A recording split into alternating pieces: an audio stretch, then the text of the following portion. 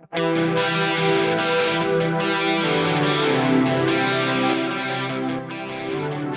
back to the Fourth Way Podcast. Today we are going to interrupt our series that we're doing at the moment on consequentialism to do a special episode. Now, I wasn't really planning on doing these types of episodes, but since I think it's going to fit so well into what we're talking about here with consequentialism, and since it's a current event that I think is extremely pertinent for this episode, for this series, I decided to go ahead and kind of break away from my original plan. So we'll see how this episode goes and decide if I'm going to do any future special episodes later. So I'm sure most Christians at this point are extremely familiar with the New Christianity Today article that came out from, I believe, one of their chief editors, who wrote about the president and said that essentially, Christians probably shouldn't have put him in the White House in the first place. And he said something like, the president, because of all of his moral failings and character issues, as far as Christians are concerned, he needs to get out of the White House, and we should be pushing for that. And now he didn't say necessarily that the president should be impeached. He said that that's up to the discretion of people who can take a look at the evidence and decide for themselves on that. But certainly he should be outed from office by Christians, by evangelicals, in the next election, as evangelicals choose not to vote for him. So, in summary, he's not saying that the president should be impeached necessarily, even though he may feel that way based on the evidence. He's just saying that Christians have compromised morality to vote for him in the first place, and that's a mistake that we need to not make again in the next election.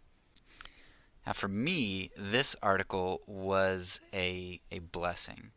This is one of the first very prominent evangelical sources that came straight out and called a spade a spade.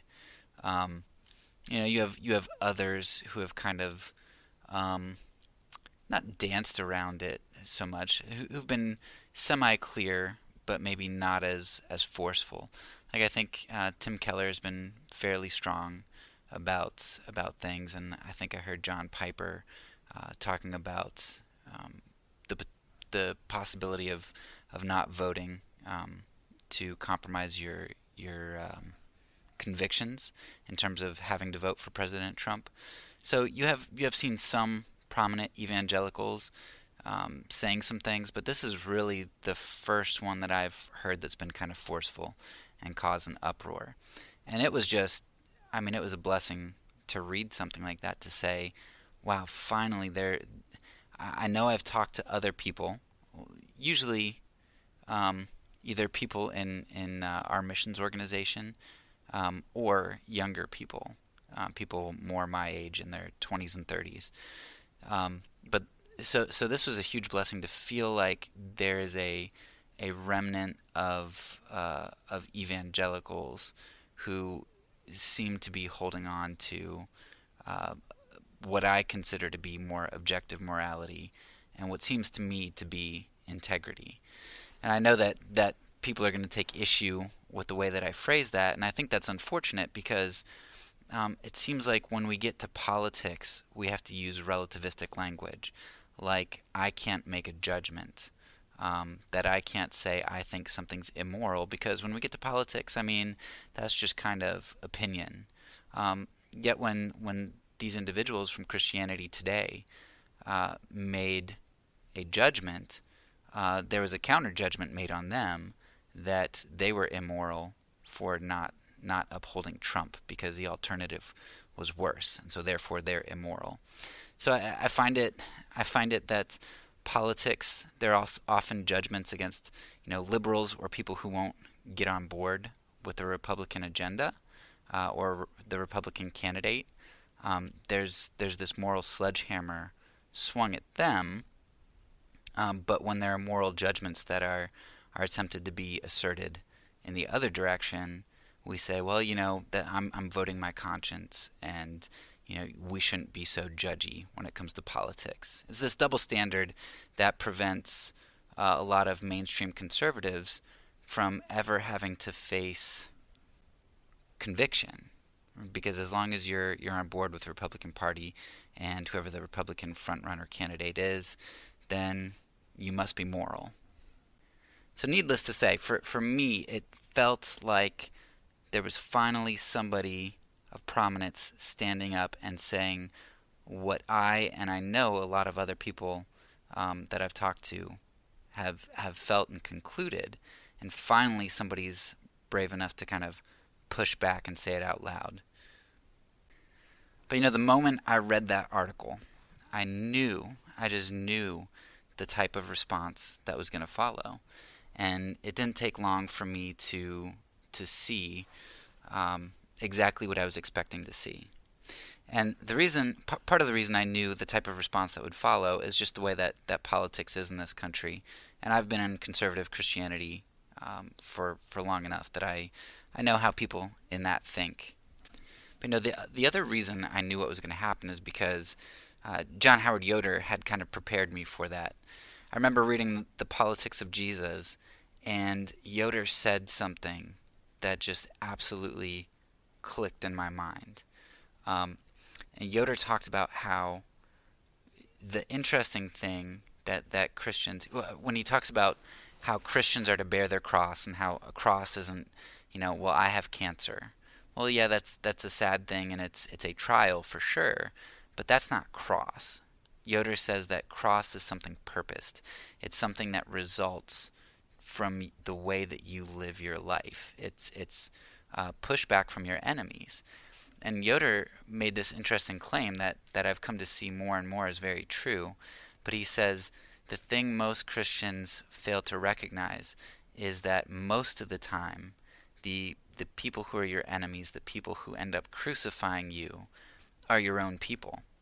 And I mean, Jesus is the prime example here. When Jesus was crucified, he was crucified by his own people. And why was he crucified by his own people? Well, because they thought that the Messiah was going to act in a different way.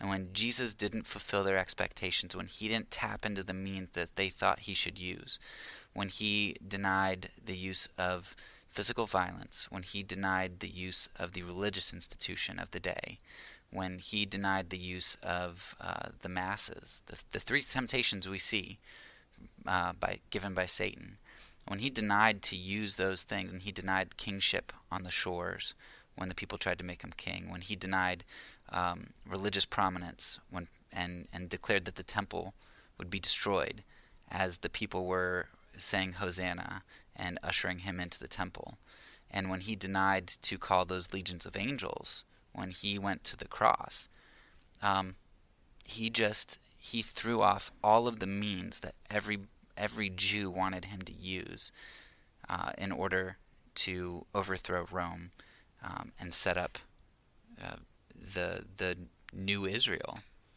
the free Israel. And it's this same sort of ideal or consequentialism of sorts that, at least in one segment of tradition, it's said that Judas betrayed Jesus not because he hated Jesus.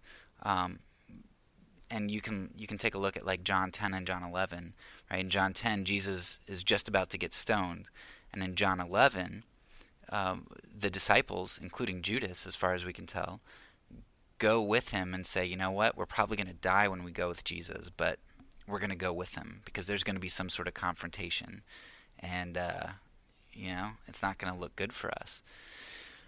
And so you see Judas following him through all sorts of dangers and through a lot of hardship.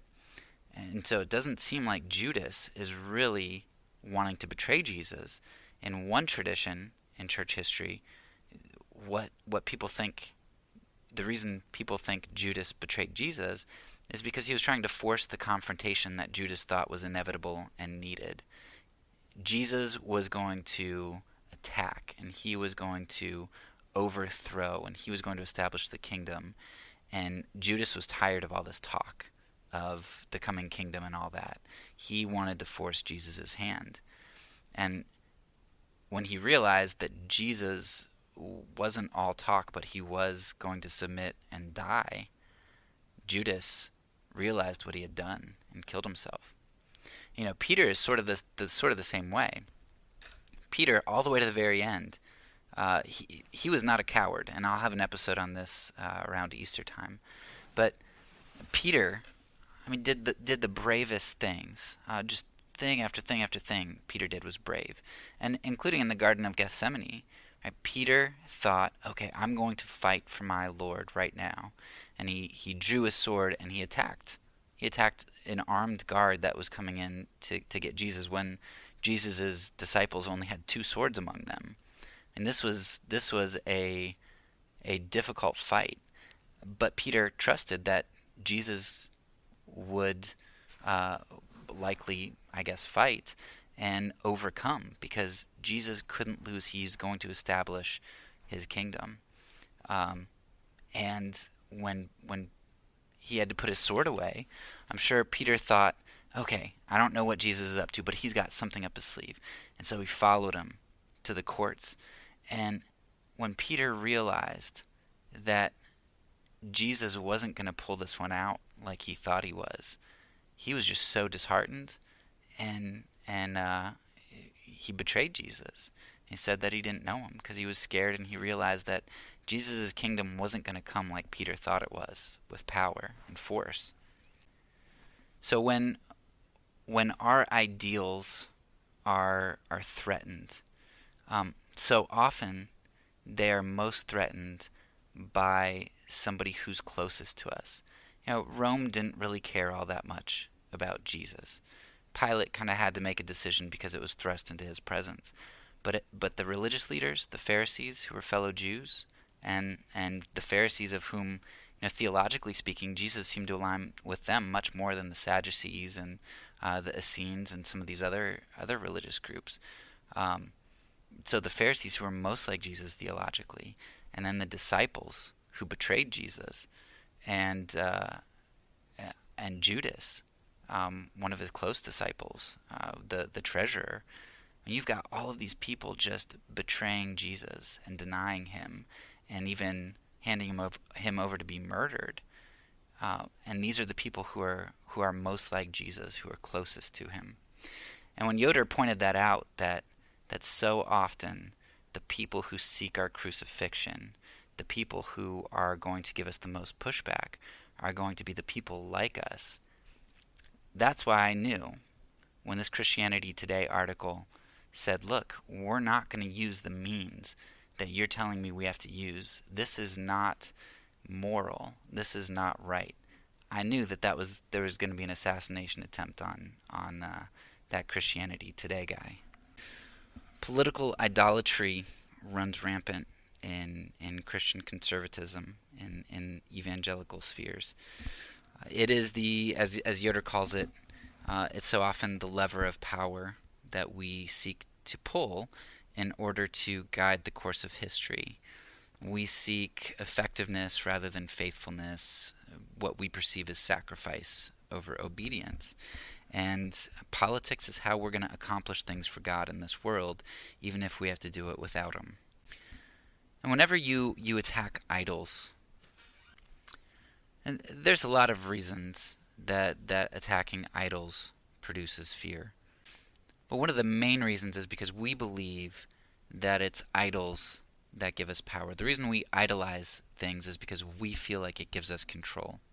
I think John 11:48 shows this extremely well when John says, or John quotes the Pharisees or the religious leaders who say, if we let him go on like this, the Romans will take away both our temple and our nation.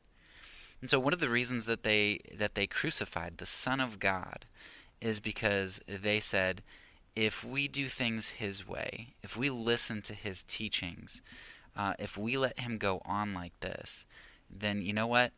The government's going to take away both our nation and our religion, right? We need to protect our nation and we need to protect our religion.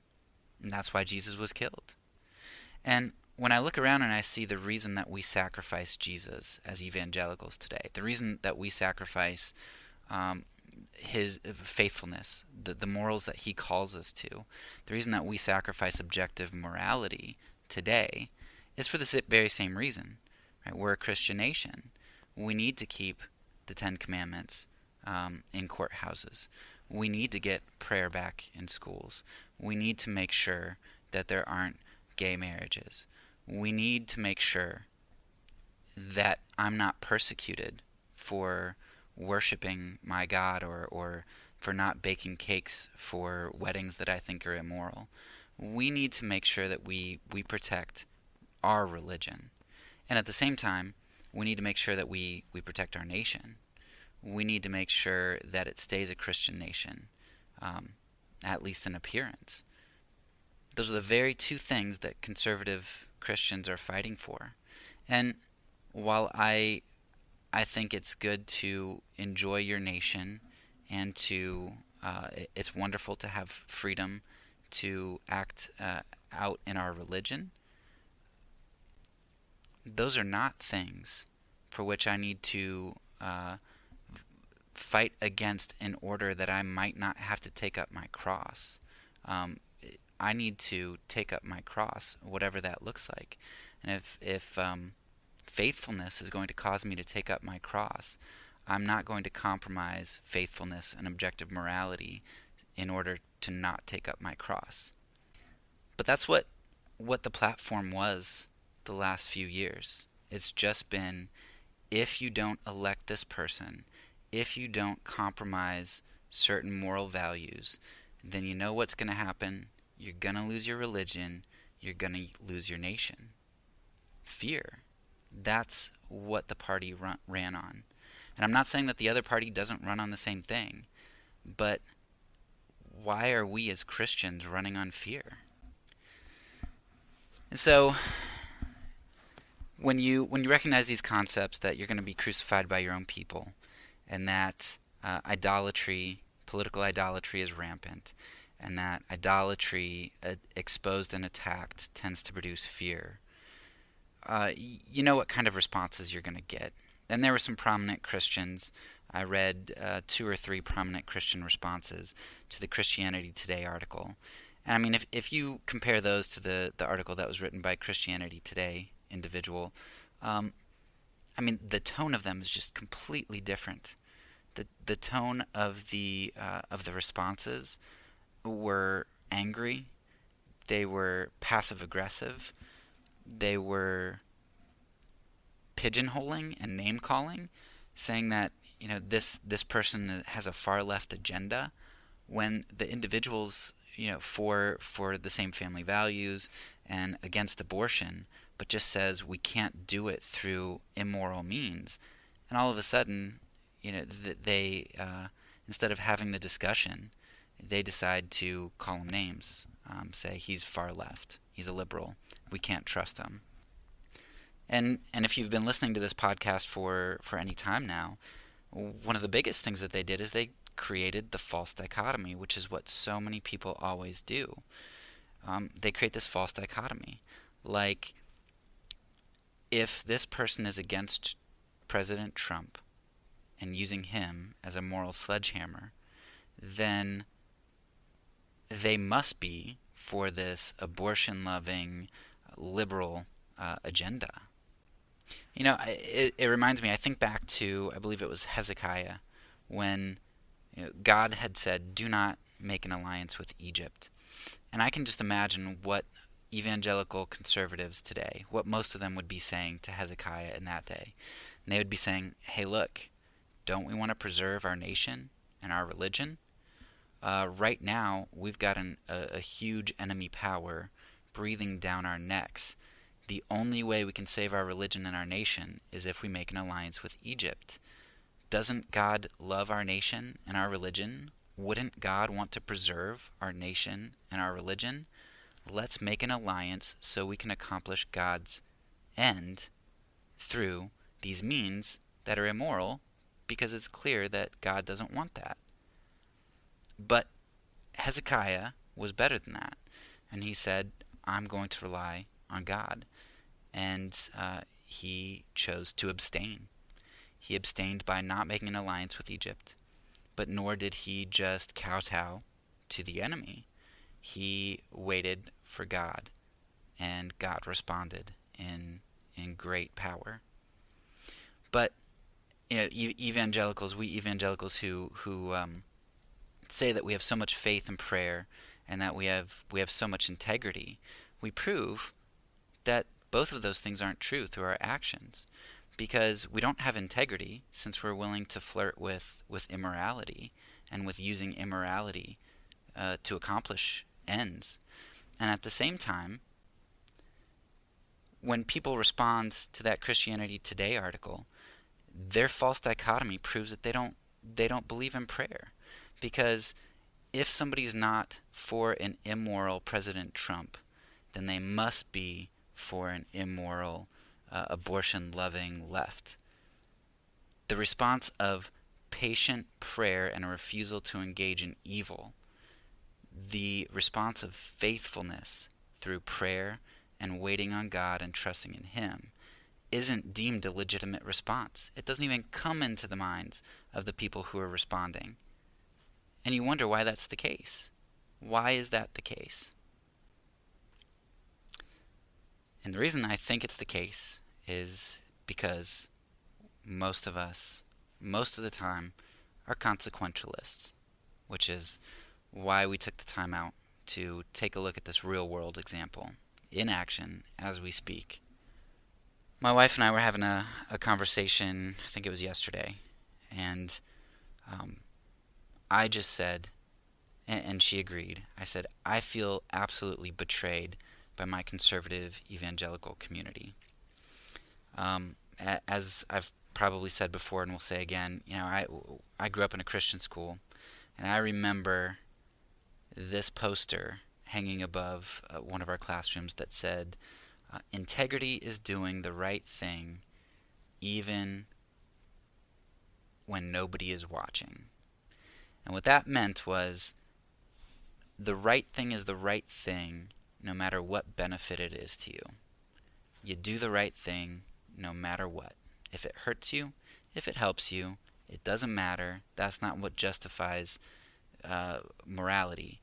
Doing the right thing is doing the right thing. That's what integrity is. And I was taught that my whole life. And even 10, 15 years ago when we started looking into apologetics, relativism was just decried as this terrible modern movement that is going to undermine morality in our culture. And I was always looking for that undermining to be out there. I wasn't looking for it to be within my own community. I didn't expect that, especially from the prominent Christian leaders. But that's what I'm seeing all over the place. I feel absolutely betrayed by my Christian community. But then again, going back to Yoder and his discussion of the example of Christ, and I guess we shouldn't be surprised when we're betrayed from within, because that tends to be what we see happen. The people who you're closest to tend to be the individuals who end up hurting you the most. I think of the first time I saw this, and it clicked with me what Yoder was saying when Russell Moore, in his beautifully written speech called "Can the Religious Right Be Saved?" When I read that, that was the first time that something resonated with me as like, yes, he's got it. That's what I'm feeling. But this Christian ethicist, this ethicist, his job to be the moral conscience of Christians, and specifically, I believe, of the Southern Baptists. You've got somebody like Mike Huckabee who stands up and says, why are we paying this guy to go against us? I mean, he's supposed to be the moral conscience. It's not about whether somebody scratches your itching ears or goes against you. That's not the point. The point is that somebody is saying, hey guys, let's have caution, let's think this through. And you're upset with a man because he's not telling you what you want to hear. And Russell Moore was the first person that I saw basically crucified by his own people. And he wasn't quite crucified. He was beat up a little bit. He was scourged. Um, he's such a humble guy, and I respect him so much. He kind of backed off a bit, and tried to be a little bit more political in how he said things, because the unity of the church is important to Moore, and I find it difficult to know how much you need to speak up and stay strong, and how much you need to kind of be willing to withdraw. Uh, but I know that Moore's heart is very good, and I appreciated the way that he sought unity. But man, to see somebody with as much integrity as Moore did, that he could get up and say to a whole group of people who almost all disagreed with him, to tell them, guys, we need to have caution. That was just inspiring. And to see the response was disheartening. I think it's the same thing that you're seeing with the response to the Christianity Today article. And if you are going to stand up to the machine, to this bulldozer that's plowing forward, that expects you to be a team player and get on board with whatever means are necessary, um, if you stand up against that too, then I think that's what you need to expect. The assassination attempts are not going to come from out there; they're going to come from inside. And I don't mean that at all to be a discouragement. I think it's more of a reality check, and for me, that's been extremely helpful for me as I think about counting the cost of saying the things that I think need to be said, and moving forward. I think knowing where the danger comes from is very helpful to kind of prepare yourself mentally. I want to say one final thing. I think this has been one of the only episodes where I've really let myself go a little bit more, where instead of being laid back and more scripted, it's been more off the cuff. And there's a danger in that. I remember when I recorded my first ever episode, I'd record it like 6 or 7 times, and I had my wife listen to them, and she said, "Yeah, you kind of sound prideful, or you sound like harsh and judgmental." I'd have these different tones, and I really hope that I don't come across that way, um, because 5 years ago I would be talking to myself on this, and 5 years from now, my future self could probably blast me for 100 different things that God will be gracious to teach me over the next 5 years. So I, I don't want to make this just an assault on Christian conservative evangelicals, of which I consider myself one still. My hope by doing this more organically is that you would help to see my heart in this, that you would help to see um, the passions that are in there that you don't really get to see in any of the other episodes, the frustrations, um, the pains, the things that I feel are just um, real. I by no means am cynical when it comes to evangelicals. Maybe I am. I am probably a little cynical, but I really do have hope, because there are a lot of people I talk to, especially younger people, but even some of the older people I talk to who, I've prejudged and thought, you know what, they're probably just set in their ways. There have been a lot of people who've surprised me, and I've been humbled through the whole process, at learning from a variety of individuals, and even from those who I think have this blind allegiance to President Trump, or maybe would say that you have to vote for him. Um, while that initially might make me judge them, I've met a number of those individuals who live far godlier lives than I do, who help the poor and who do beautiful, beautiful things, um, and have so much to teach me. And so I recognize that this is not the end all be all issue. This is a huge blind spot in Christianity, um, but it isn't the end all be all. And so I have a lot of hope for Christianity, for evangelical Christianity. I think, in response to Russell Moore's "Can the religious right be saved?" Yeah, I think it can. Um, but we need a lot more people like Russell Moore who are willing to stand up and willing to be crucified by their own people until God begins a revival through those individuals and through the truth, so that we can make our community purified, and a community that once again is salt and light and a sweet aroma to the world around us, and not a community which is compromised and detestable in our hypocrisy. That's where I think most evangelical Christians get it wrong. We want to be this, we see this incarnational aspect as physical condescension. We need to get involved in politics so that we can be in the mix and getting things done, right? Just like Jesus came from heaven to earth to be amongst us. Right? We get that aspect of incarnation right. We think we need to be in there doing things in the real world. But what we're getting wrong right now is this idea that we can throw off our holiness and our faithfulness in order to do it.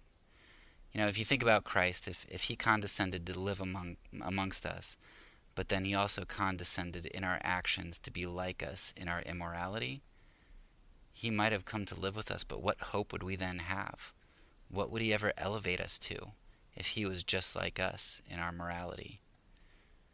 And that's what God calls us to be perfect like the Father in heaven is perfect, to do good works, right? We are Christ's workmanship, created in Christ Jesus unto good works.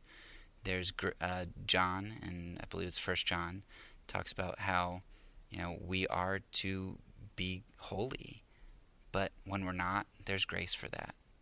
But nevertheless, we are to live holy lives. If we want to incarnate to the world and live among them, that's awesome. But it's only half of the picture. We need to show the world the beauty of what it is we want them to become. And until they see that, it doesn't matter how involved we are and how incarnated we are in their presence. We're going to be detestable. So, let's go out there and change that.